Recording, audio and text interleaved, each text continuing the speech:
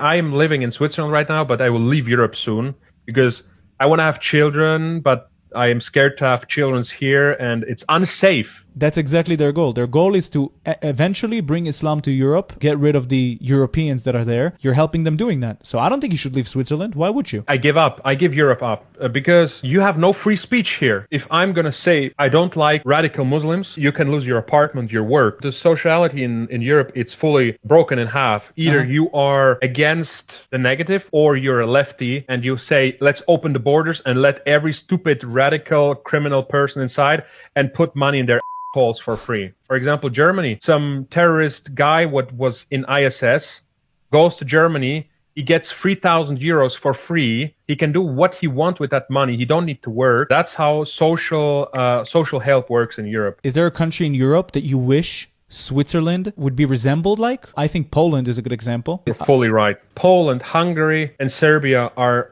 I guess, the only good countries in Europe, mainly Slovakia too. But Poland is a really good example. Poland is really close to Russia, what I really like. I mean, I will move to Russia soon. You said you're also for free speech. You think in Russia you have fully free speech? Where do you have real free speech? For example, I go to Russia because I have there more free speech than in Switzerland or in Europe. You can Google really quick how many people got arrested in Russia because they just said some stupid shit in public, and how many people got arrested in Germany and Switzerland. In Germany and Switzerland in the 2022, it was like around 4,000 people, and in Russia it was, I think, 600 people.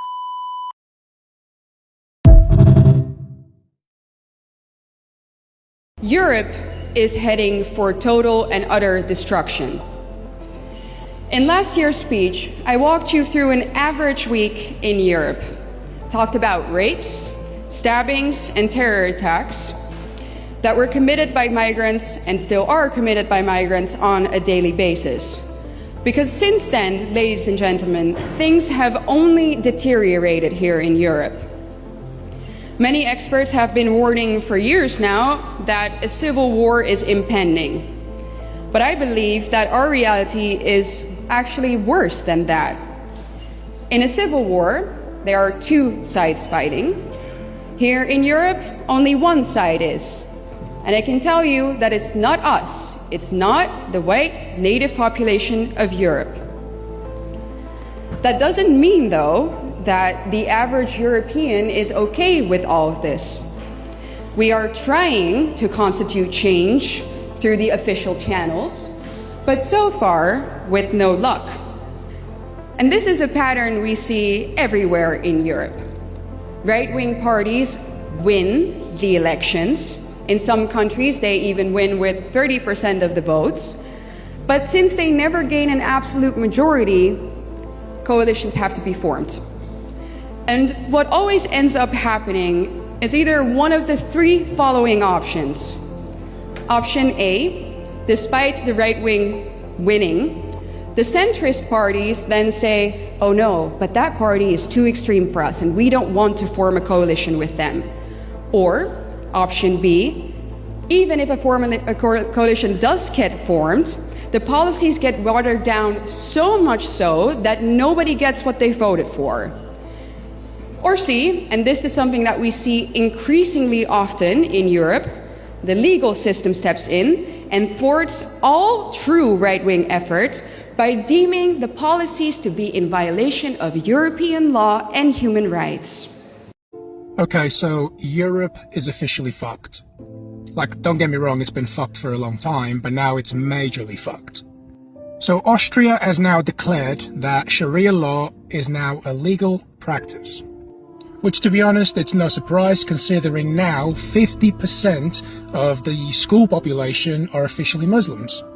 Now, everybody that knows me knows I love everyone. I don't care where you're from, I don't care what you believe in, I don't care what your religion is, what color of skin you are. It really doesn't affect me. I treat everybody as an equal. But history will tell you that when a country is completely overrun by an Islamic population, usually tends to go to shit. Now, what really makes me upset is that our ancestors fought for centuries with sweat, blood, and tears. They gave their lives for a better future to keep Europe a Christian continent. Now, what I really struggle to understand is we allow these people to come to Europe and try to implement their rules and their beliefs onto us.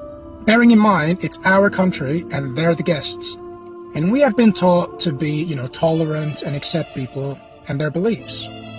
Now, the fact is, they don't accept our beliefs.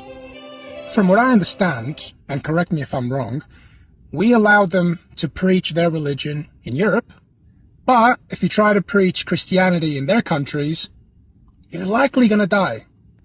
Now, Austria has fallen, and don't get me wrong, that is probably going to be the first of many countries in Europe. And I really fear for Britain, especially now that Sadiq Khan has allegedly confirmed his desire to run for Prime Minister. Now, the UK is already extremely fucked, so one can only imagine what it will be like if he takes office. Now look, I've kept my mouth shut for a couple of years now after my TikTok account got banned. I really didn't want to risk my Instagram account also getting banned because it's a huge part of my life. But the fact is, if we don't act now, it's not us that are going to regret the future. It's our children and their children's children. For far too long, we have stood by and watched as our continent is evaded and slowly taken over. It's time to stand up and be counted if you don't want a future that you're going to regret.